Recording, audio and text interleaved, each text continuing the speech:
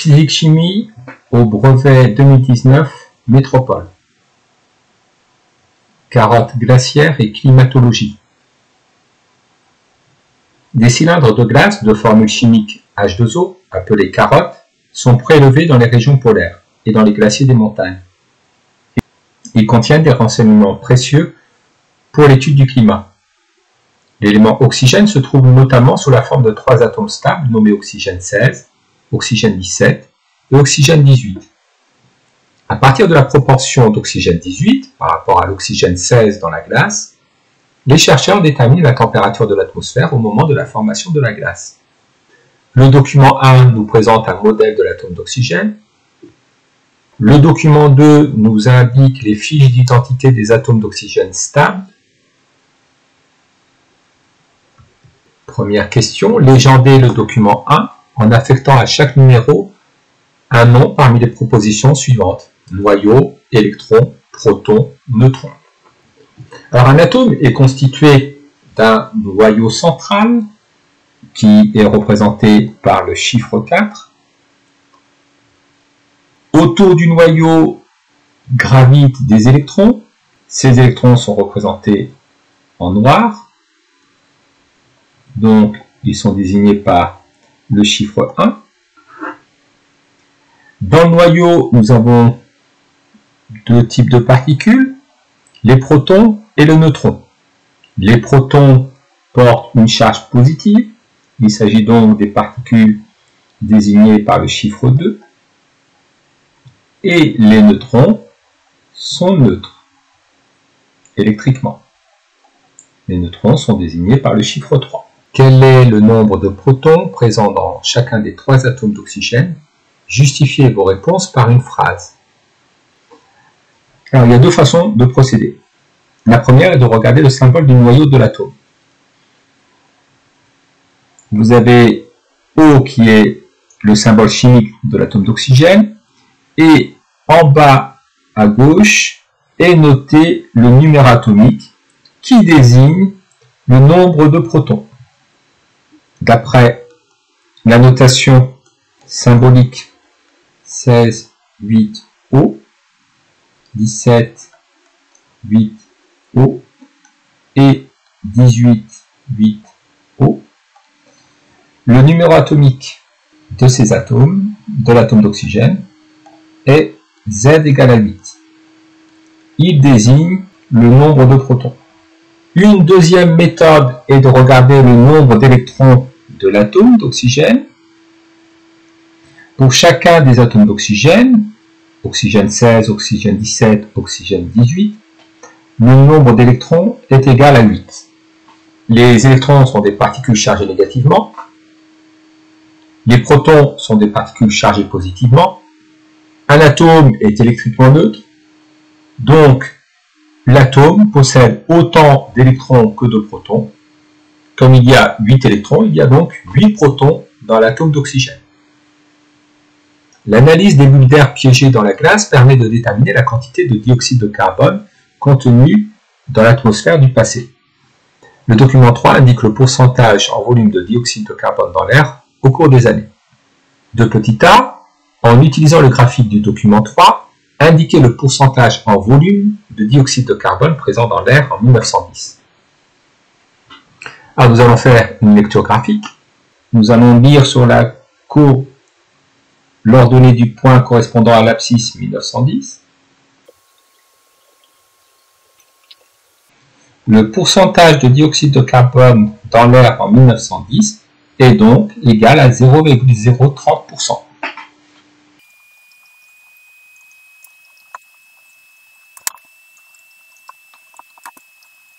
Par lecture graphique, en 1910, le pourcentage en volume de dioxyde de carbone présent dans l'air vaut 0,030%. En quelle année ce pourcentage a-t-il atteint 0,037%?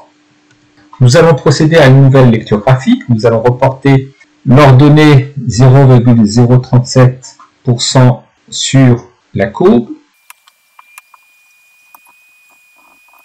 Nous allons lire l'abscisse du point d'ordonnée 0,037%.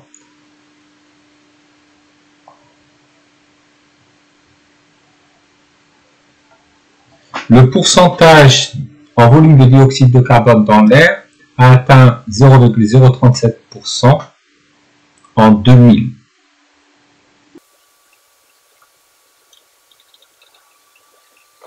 Comparé en citant des données du graphique, l'évolution du pourcentage de dioxyde de carbone en volume dans l'air entre 1810 et 1950, puis entre 1950 et 2010. Voyons comment a évolué le pourcentage de dioxyde de carbone dans l'air entre 1810 et 1950. Il est passé d'à peu près 0,028%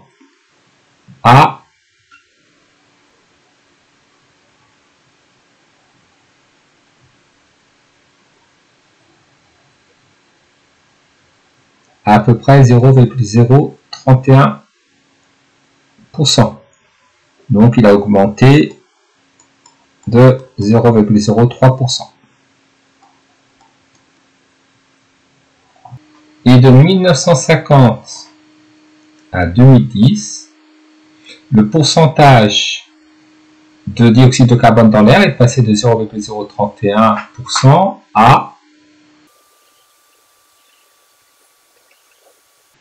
à peu près 0,039%. Donc, il a augmenté de 0,008%. Ainsi, en 140 ans, le pourcentage de dioxyde de carbone dans l'air a augmenté de 0,03% et en à peine 60 ans, le pourcentage de dioxyde de carbone dans l'air a augmenté de 0,008%. De 1810 à 1950, soit en 140 ans, le pourcentage de dioxyde de carbone en volume dans l'air n'a augmenté que de 0,003%. Alors que de 1950 à 2010, soit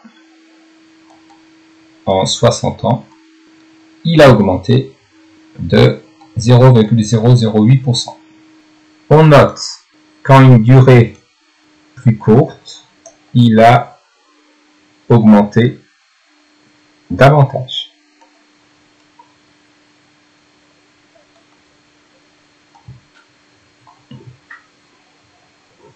Quelle valeur pourrait atteindre ce pourcentage en 2020? Décrire et critiquer la méthode utilisée. La portion de courbe à partir de 1960 peut être assimilée à un segment de droite. L'évolution est linéaire. On va donc prolonger cette portion de courbe par un segment de droite. En 2020.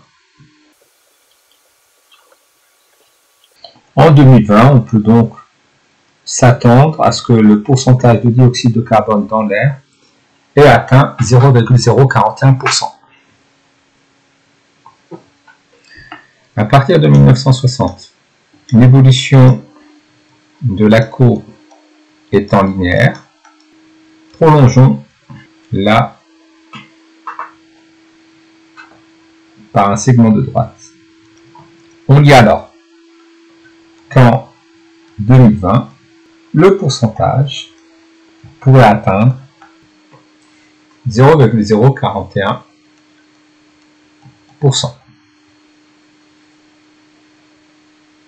Ceci n'est qu'une approximation, puisque la courbe n'est pas une droite, l'évolution n'est pas linéaire.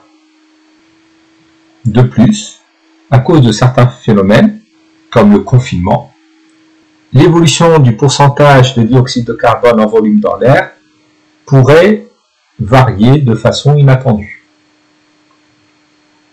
Le projet Ice Memory est un programme scientifique dont l'objectif est de constituer la première archive glaciaire du monde. Des carottes provenant des glaciers les plus en danger seront conservées à moins 54 degrés Celsius dans une cave creusée sous la neige de l'Antarctique. Alors, selon le lieu de prélèvement des carottes glaciaires, l'intensité de pesanteur G du lieu varie. À la base de Vostok, qui se situe en Antarctique, on extrait une carotte de glace de 3 mètres de long. Le poids du cylindre de glace est P égale 236 newtons. Schématiser le cylindre de glace en position verticale et représenter le poids de la glace par un segment fléché en prenant pour échelle 1 cm pour 100 newtons. Donc, schématisons le cylindre de glace. Son centre de gravité G. Le poids de la glace s'applique au centre de gravité du cylindre de glace. Sa direction est verticale, son sens vers le bas. Sachant que la valeur du poids est de 236 newtons et que 1 cm sur le dessin représente 100 newtons, eh bien, pour représenter le poids de 236 newtons, il nous faudrait un segment fléché de 2,36 cm que l'on peut arrondir à 2,3 ou 2,4. Donc ici, je vais arrondir à 2,4.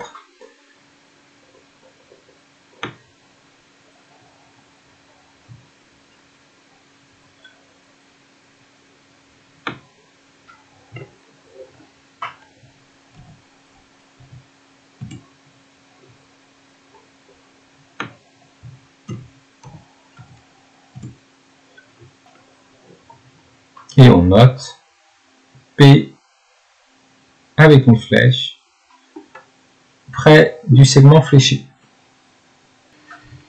Utilisez les données du document 4 de la question 3a pour calculer la masse du cylindre de glace de Vostok en kilogrammes. Alors, le poids du cylindre de glace est de 236 newtons. La base de Vostok est située en Antarctique, à l'altitude de 3,800 mètres. L'intensité de pesanteur G du lieu vaut 9,82 newtons par kilogramme. La valeur du poids de la glace est égale au produit de la masse de la glace par l'intensité de pesanteur, petit g.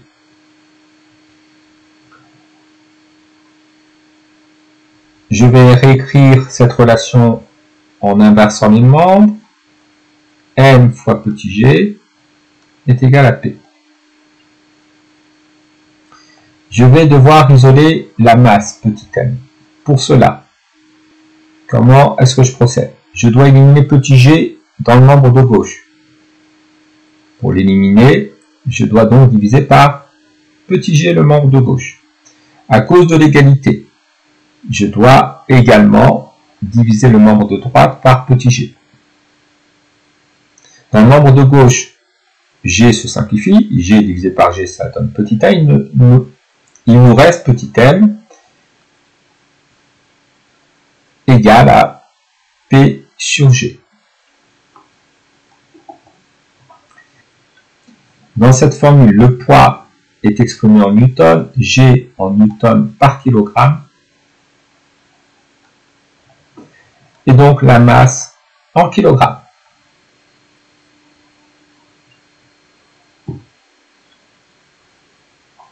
Petit m est égal à P sur G, donc 236 sur 9,82. 236 divisé par 9,82. Cela nous donne 24 kg.